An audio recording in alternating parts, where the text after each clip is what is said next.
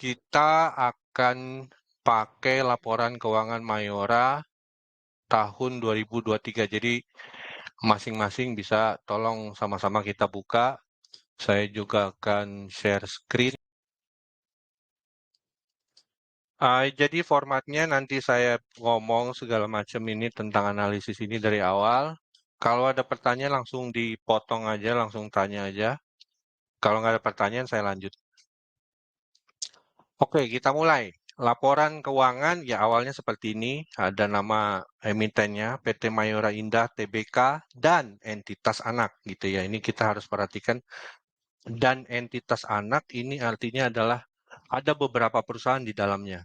Tidak hanya Mayora Tbk, dia tapi punya anak usaha lain dan itu disebut entitas anak atau subsidiaries. Ada beberapa emiten yang tidak punya entitas anak. Contohnya dulu itu NISP tidak punya entitas anak. Contoh lain yang tidak punya anak adalah kita bisa cari di sini, ya, Unilever misalnya. Kalau kita perhatikan Unilever, PT Unilever tidak ada anak. Karena memang hanya ada Unilever gitu. Untuk emiten yang punya anak dia akan tulis dan entitas anak.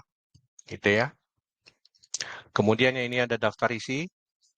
Daftar isinya kita bisa lihat ada beberapa inti dari laporan keuangan, yaitu pertama adalah posisi keuangan atau neraca atau balance sheet, kemudian ada laporan laba rugi dan penghasilan komprehensif, lalu ada perubahan ekuitas, dan terakhir ada laporan arus kas konsolidasian. Nah, setelah 4 ini, yang juga penting adalah ada catatan atas laporan keuangan. Nah, ini bagian yang sering dilupakan, tapi ini sebetulnya kalau kita mau jadi investor aktif, kita harus baca catatan CALK namanya ya, catatan atas laporan keuangan. Karena di sini memuat tentang metode akuntansi, metode pencatatan, pengakuan, dan lain-lain. Ini penting kita perhatikan. Nah, ini kemudian kalau dia laporan keuangannya adalah audit, maka ada KAP di sini, pendapat KAP, laporan auditor independen. Ada opininya, ada basis opini, ada apa yang dia audit gitu. Kalau kalian baru baca, mungkin ini perlu dibaca juga. Gitu. Karena ada beberapa hal juga yang, nah ini kan misalnya catatan kerugian kredit ekspektasian, dia tulis ada piutang usaha yang sekian, gitulah. Ini perlu dibaca juga. Oke. Dan kemudian nanti dia ada opininya apakah wajar tanpa pengecualian dan lain-lain. Oke. Ini sudah selesai. Kita langsung masuk ke balance sheet. Di balance sheet itu ada 3. Ada aset, ada liabilitas, dan ekuitas. Seperti kita tahu bahwa aset adalah sama dengan liabilitas dan ditambah ekuitas, gitu ya.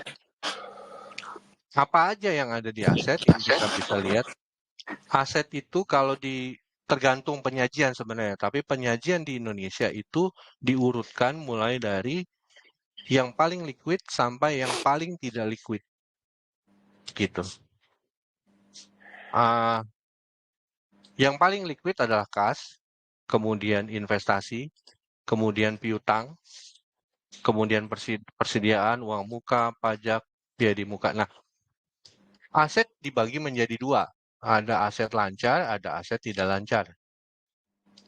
Yang dimaksud dengan aset lancar adalah seluruh aset yang dalam satu periode bisa menjadi cash. Itu sebetulnya konsepnya.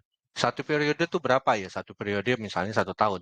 Jadi artinya semua yang termasuk di aset lancar ini adalah seluruh aset yang bisa menjadi cash dalam satu periode.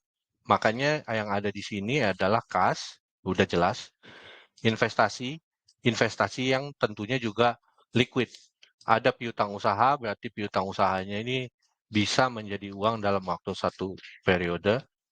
Ada persediaan yang juga menjadi barang jualannya, ini juga bisa menjadi cash dalam satu periode.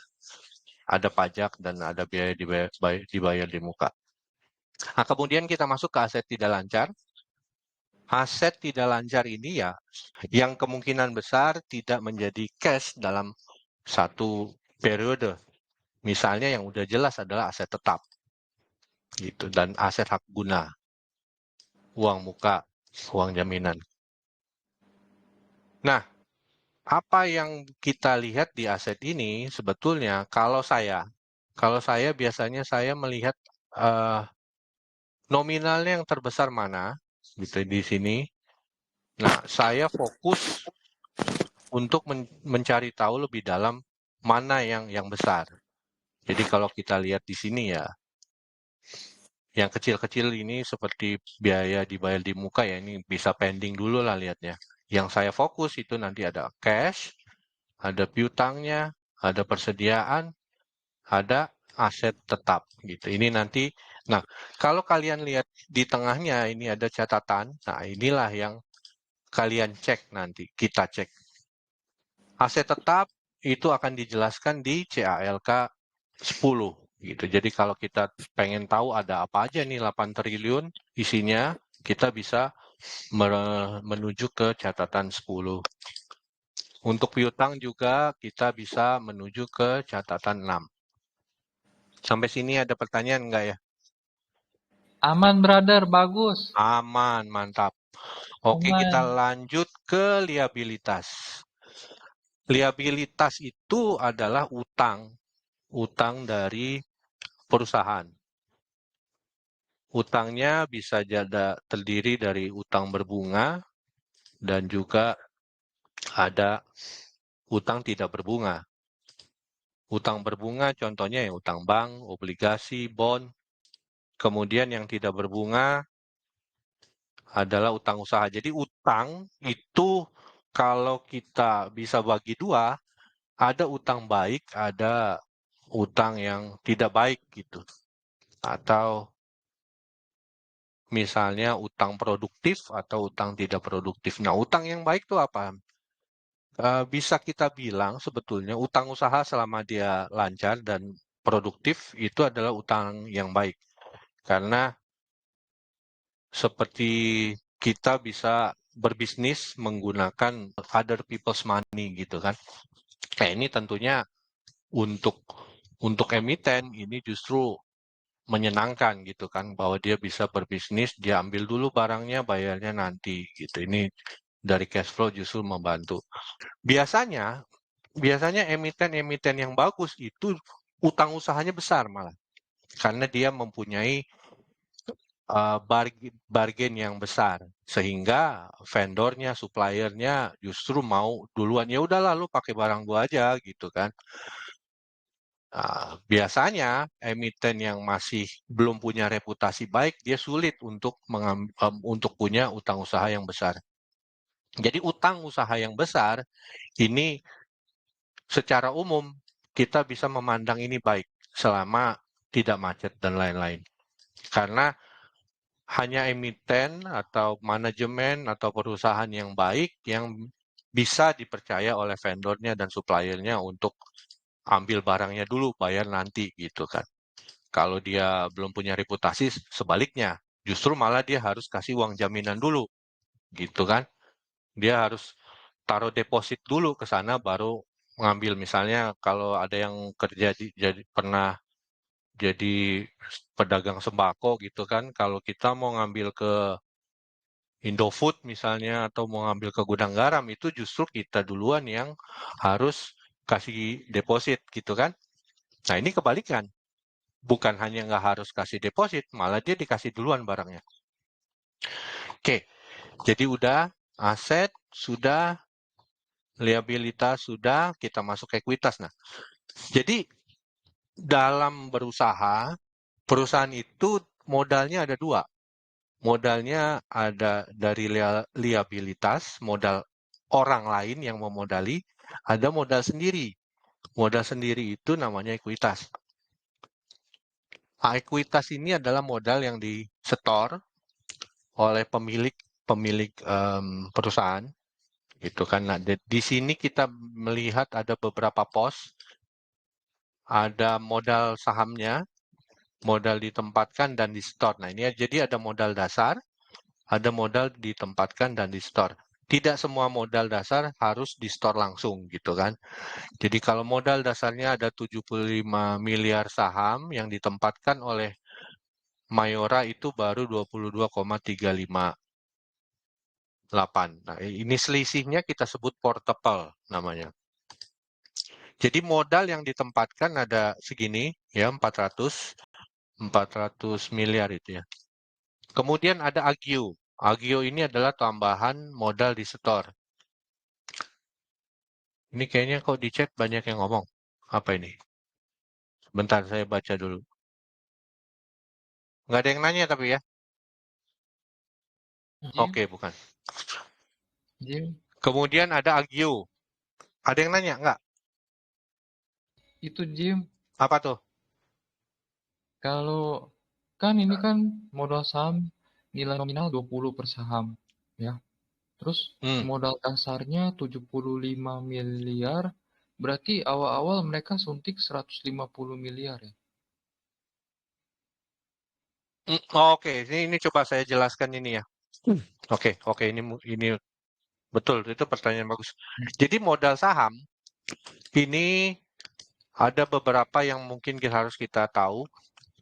Modal saham itu ada nilai nominal per sahamnya. Di sini kita lihat Mayora nilai nominal per sahamnya adalah 20 per saham. Oke. Ini sambil saya tulis di chat aja. Jadi 20 dikalikan dengan total sahamnya itu ada 22,38 miliar.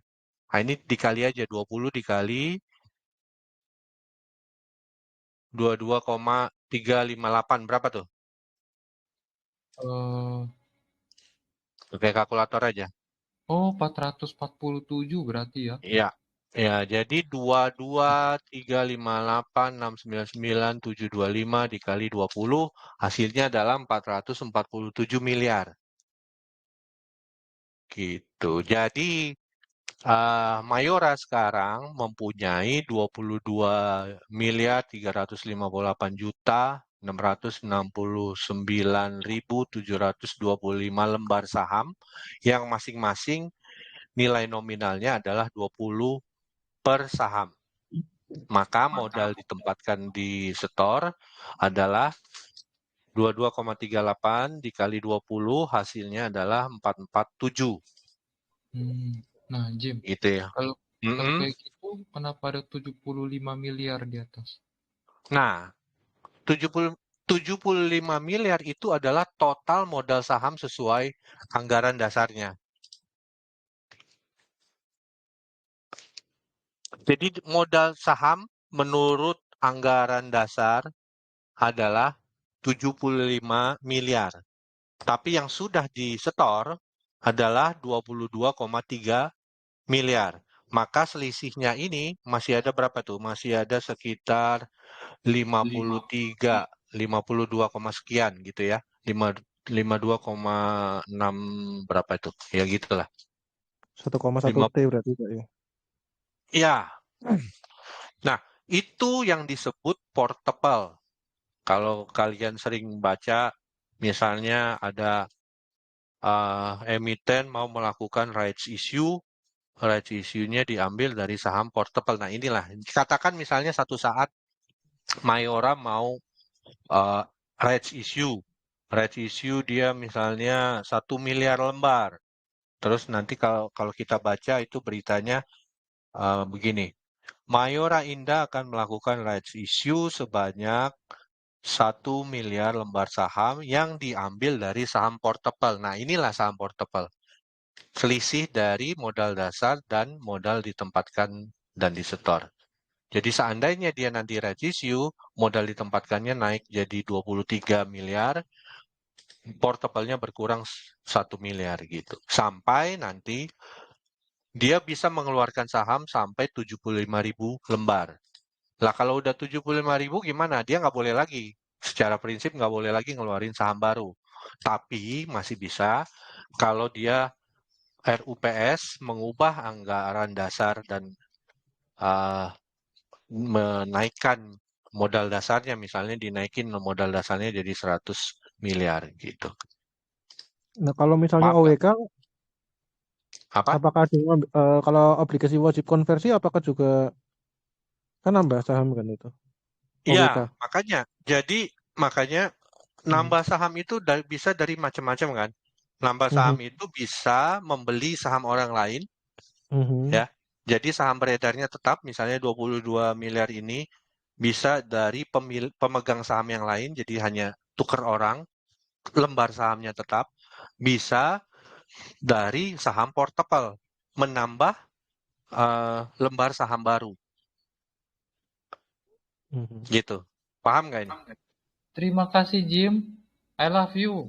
Lanjut dulu nih ya, dari modal Oh, iya. dasar, ada agio, ya. Ada agio, agio itu adalah tambahan modal di setor.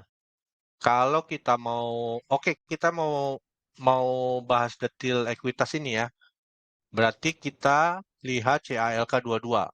Coba kita scroll ke 22. Nah, ini dia. Pak, boleh ukurannya dibesarin jadi 150, Pak. Nah, Oh, itu kekecilannya. kan Ah, saya dari 200 saja, 200. kebesaran sih. Ya, cukup lah. Ya, Kasih. oke, inilah ya 175. Ah, ini jadi modal dasar, modal saham itu pertama dari modal di setornya. Modal di setor, jumlah saham, ini ya, jumlah saham, dikali dengan par value namanya. Dia kurang bagus ininya penyajiannya. Oh, jelek nih Mayora. Buki aja James. Modal sahamnya kurang bagus. Coba kita like. Oke, kita coba ini BCA. Modal dasar nilai nominalnya 12,5, jumlah lembar saham segini ya. Nah, jadi dikali, jadi hasilnya adalah 5,5 triliun. Nah, ini lebih bagus dia. Yang belum ditempatkan segini ini portable tadi. Ini adalah saham portable namanya. Sehingga saham beredar yang sudah ditempatkan dan di setor penuh, itu jumlah lembarnya 1, 2, 3. Nominalnya segini karena ini hasilnya adalah 1, 2, 3 dikali 12,5 hasilnya segini. Gitu ya. Ini modal ditempatkan dan di store penuh. Nah, misalnya ada saham IPO kayak gini ya, nominal par value-nya 12,5, tapi dia IPO-nya harga 100. Kalau kayak gitu, modal ditempatkannya tetap harus dikali 12,5. Tapi kan ada selisihnya. Selisihnya berapa itu? 87,5. 87,5-nya di mana? Nah, itulah yang disebut tambahan modal di store. Gitu. Tambahan modal di store adalah selisih dari harga penawaran, harga sahamnya sendiri yang diterima emiten dikurangi dengan par value. Itu namanya agio. Agio saham. Ngerti nggak? Oke ya? Oke Jim, harusnya. Apa tuh? bentar. Nih, jadi kan tadi eh, tambahan modal di setor sama dengan harga penawaran dikurang par value. Harga penawaran di BBCA itu yang 2,5 tadi ya, Jim ya? Harga penawaran di BCA harga waktu dia IPO-nya nih. Jadi kita Oh, kita harus tahu. Iya, ini jadi gini. Jadi apa yang disebut ini? Ini kan ada tambahan modal di store dari pembayaran modal saham. Dia ada 25,453 triliun. Ini. Sedangkan yang di setornya adalah 1,5. Jadi dia justru berapa kali lipat itu? Gede banget ya. Oh, Puluhan lah. Iya. Jadi intinya gini lah, ini kalau kita mau cek ini rada susah, tapi makanya tadi saya kasih contoh, misalnya nih, emiten baik lah, kemarin baik ya, baik itu kan baru IPO, ya. ya, baik baru IPO, harga IPO-nya berapa? Harga IPO-nya Coba ya udah kita pakai baik lah. 200 kali ya, kalau misalnya 200 kali. Par value-nya berapa? Baik itu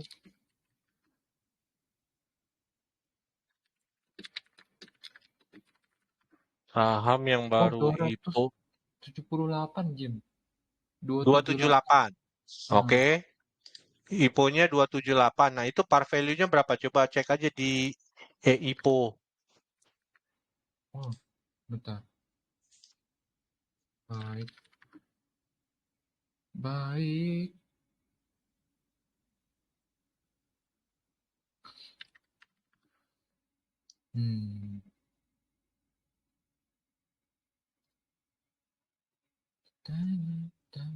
Oh, nilai nominal saham ya, Jim? 50. Ya, 100. Ya, nominal saham itu par value. Nilai nominal saham.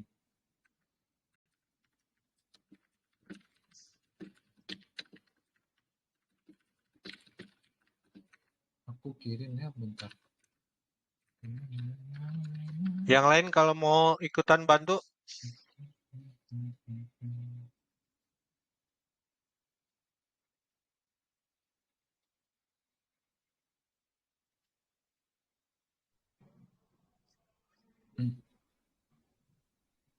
nah ini baik ya. Harga IPO-nya 278, nilai nominal 50. Nah, kalau kayak gini berarti modal di setornya adalah 50, agio-nya 278 dikurang 50. Jadi 228 dikurangi sama biaya emisi. Tapi ya oke lah, itu nggak usah kita pertimbangkan dulu. Ya, betul. Modal di setornya 50, agio-nya 228. Nah, itu jadi kita udah tahu apa isi dari dua pos itu. Ya ini ya, modal ditempatkan adalah modal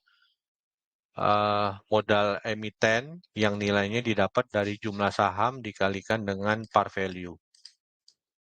Kemudian agio atau tambahan modal di setor adalah selisih dari nilai penawaran, nilai belinya dikurangi dengan nilai nominal. Jadi ada dua ini. Kemudian saldo laba. Saldo laba ini adalah akumulasi dari laba perusahaan selama dia beroperasi. Jadi ini akumulasi semuanya, bukan per tahun. Jadi kalau di kasus ini berarti akumulasinya adalah 14,5. Tapi ada beberapa emiten kan yang juga melakukan membagikan dividen.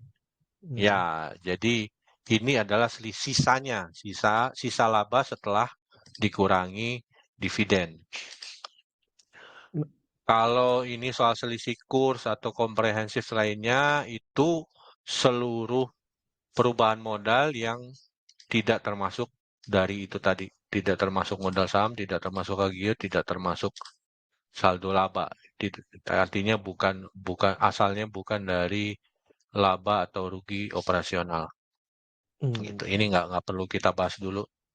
Kalau Oke, misalnya ya. apa namanya tambahan modal setor itu kan kalau misalnya nilai pas penawarannya lebih tinggi ya dibanding nilai nominal. Apakah pernah terjadi di bawah nilai nominal gitu? Biasanya enggak, nyaris nggak ada. Pernah, Dan tidak boleh. pernah terjadi. Itu ntar namanya disagio itu. Apa? Iya, Namanya disagio ntar. iya, Oke, jadi secara undang-undang kalau IPO itu tidak boleh di bawah par value. Saya lupa detailnya di mana, tapi saya pernah baca bahwa emiten nggak boleh IPO di bawah par value. Itu makanya biasanya kayak Friend itu kemarin atau yang ada beberapa yang lain harganya udah di bawah, dia RSS dulu biar harganya naik gitu kan. Oh, Ya, itu salah satu alasannya dia RSS segala naik biar dia berusaha untuk di atas. Karena secara undang-undang itu nggak boleh. Itu nanti kita bisa cari lagi detailnya karena saya juga nggak ingat persis undang-undang nomor berapa.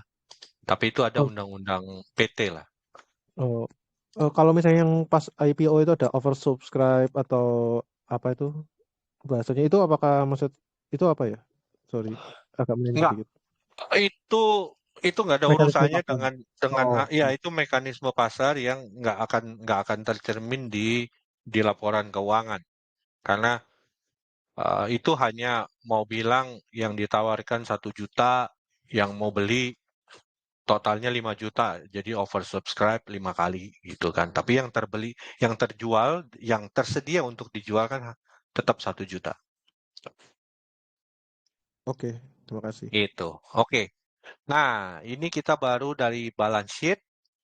Dari balance sheet ini eh, ada kas, tadi kita ulang lagi, ada investasi, ada piutang, ada piutang lain-lain, artinya bukan piutang yang bukan termasuk usaha gitu, bukan termasuk dalam kegiatan usaha emiten.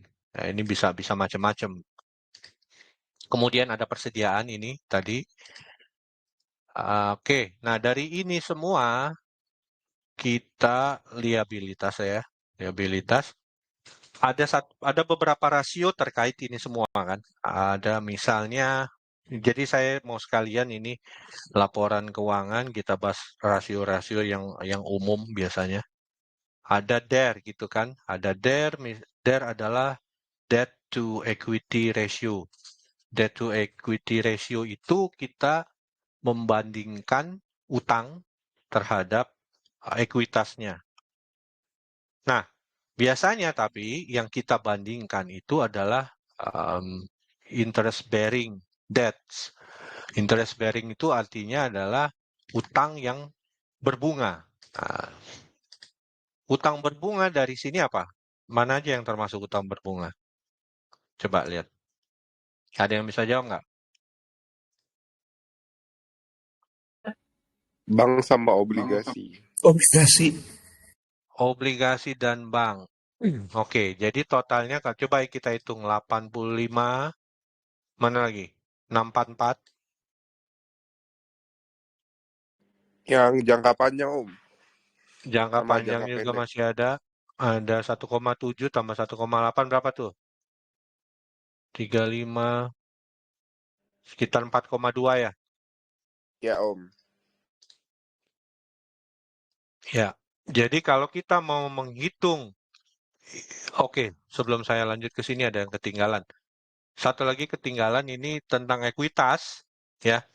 Jadi karena kita balik lagi ke atas tadi kan, karena biasanya di dalam satu perusahaan itu ada beberapa anak perusahaan lain yang kepemilikan dari perusahaannya ini tidak selalu 100%. Jadi mungkin Mayora punya anak usaha kepemilikannya cuma 80%. Artinya kan ada 20% yang bukan dari hak pemegang saham Mayora. Nah, untuk yang bukan haknya itu gimana cara kita membedakannya? Disitulah muncul namanya KNP ini. KNP adalah kepentingan non-pengendali. Artinya, 242 miliar ini bukanlah hak dari pemegang saham Mayora. Kenapa? Karena ini asalnya adalah dari beberapa anak di dalam Mayora yang tidak 100% dimiliki oleh Mayora. Seperti pembahasan kita kemarin itu PANI. PANI itu justru KNP-nya jauh lebih besar daripada induknya sendiri. Kenapa begitu? Karena kepemilikannya justru untuk beberapa anak usahanya itu banyak yang dimiliki oleh non-pengendali. Seperti kita lihat kemarin ada yang cuma 26%. Artinya kepemilikan induk itu hanya 74%, dan anaknya punya hak atas 74% itu tadi gitu. Nah, jadi yang merupakan hak dari pemegang saham Mayora adalah ini, yang di atas ini, 15,03. Bawahnya tidak. Jadi kalau kita mau melihat ekuitas bukan ngelihat total yang di bawah ini, tapi kita lihat yang atas ini. Oke. Walau di sini selisihnya sedikit, tapi untuk beberapa perusahaan ini besar. Terutama perusahaan yang punya anak dengan kepemilikan yang tidak terlalu besar. Contohnya itu tadi PANI, contoh lain mungkin MTDL juga gitu. Oke, jadi debt tadi kita hitung sekitar 4,2 ya kan, yang berbunga interest bearing. Kemudian ekuitas yang kita ambil adalah ekuitas induk. Jadi 4,2 dibagi 15,03 berapa tuh? 25%-an. Sekitar 25% atau 0,25. Oke, itu yang terkait ini ya DER. Oke, untuk balance sheet ada, mungkin ada satu lagi yang perlu disampaikan dan penting. Balance sheet itu seperti snapshot ya. Jadi kalau kita lihat ini nih sekarang balance sheet Mayora Indah dan entitas anak per 31 Desember 2023. Semua yang angka-angka di sini itu adalah angka pada hari itu. Pada tanggal 31 Desember. Besoknya bisa berubah. Jadi ini adalah seperti potret gitu kan. Kita yang ngambil snapshot gitu. Gitu. Inilah keadaan emiten Mayora pada 31 Desember. Besoknya udah berubah. Gitu. Ini asetnya segini. Kasnya 4,1 di hari itu. Piutangnya segini. Persediaan, aset, segala macam. Misalnya ya transaksi dalam US dan juga pencatatannya itu dia seperti ini. Dia memakai kurs tengah Bank Indonesia pada tanggal 31 Desember. Nah, makanya nanti ada laba rugi kurs itu berdasarkan penghitungan seperti ini. Kalau dia punya aset dalam USD, ya dia mencatatnya USD-nya itu 15.416 karena itu yang itu kurs yang ditetapkan di per 31 Desember, kurs tengah BI itu adalah 15.416. Katakan dia punya 1 juta USD, laporan keuangannya kan dalam IDR. Dia harus mengkonversikan 1 juta USD itu ke dalam IDR, kurs tengahnya segini dia pakai. Nah, itu bisa berubah. Laporan keuangan berikutnya dia bisa berubah. Makanya tadi saya bilang, balance sheet itu adalah snapshot di hari itu. Di hari itu dia pakai kurs tengah segini. Besoknya kan bisa berubah. Oke, ada pertanyaan tentang balance sheet? Lancar, brother. 100% Oke, brother. mantap ya. Ini mungkin footnote-nya ini sering nggak dibaca orang nih. Lihat catatan atas laporan keuangan konsolidasian yang merupakan bagian yang tidak terpisahkan dari laporan keuangan konsolidasian. Jadi kita harus selalu cek CALK.